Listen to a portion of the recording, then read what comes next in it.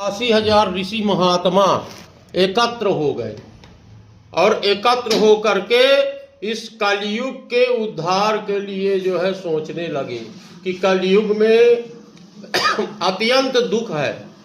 प्राणी पाप करने के कारण तरह तरह के दुखों से व्याप्त है और उनका दुख दूर नहीं हो रहा है। इसलिए कोई ऐसा उपाय करे जिससे कलयुग में सभी प्राणियों का दुख दूर हो जाए। यही सोच विचार कर रहे थे, लेकिन उनको कोई उपाय प्राप्त नहीं हो रहा था। ऋषि महात्माओं ने सोचा नैमिषारण्य क्षेत्र में इकट्ठे होकर कि कौन सा उपाय करें, कौन सा व्रत करें, कौन सा कथा को सुने, किस देवता की पूजा करें जिससे सभी के दुख दूर हो गए। तो कोई उपाय नहीं मिल रहा था। उसी समय व्यास जी के परम शिष्य सूत जी महाराज उसी स्थान पर पहुंच आए। सूत जी महाराज को देखकर 88,000 ऋषि महात्मा सब खड़े हो गए।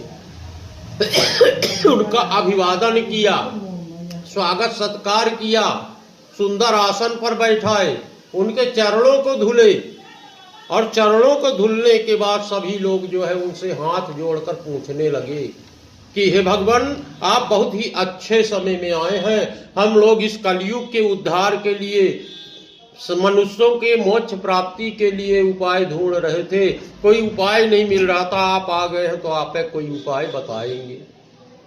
सूत जी महाराज से कहने लगे 88,000 ऋषि महात्मा कि कलयुग में मनुष्य कैसे होंगे कि भगवंत कथा न रुचेगी जिन्हें, नए शास्त्र के बात पे ध्यान धरेंगे, पढ़ के अंग्रेजी कहाएंगे साहब, होटल में जा मदपान करेंगे। कलयुग में कैसे मनुष्य होंगे, भगवान का कथा अच्छा नहीं लगेगा।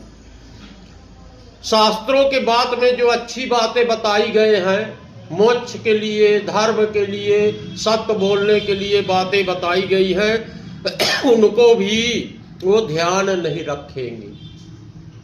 और पढ़ के अंग्रेजी, मनुष्य इस अंग्रेजी पढ़ाई के फैशन में इतना रंग जाएगा कि होटल में जा मदपान करेंगे। बड़े बड़े होटलों में जा करके मद को ग्रहण करेंगे और कहेंगे आज का फैशन है।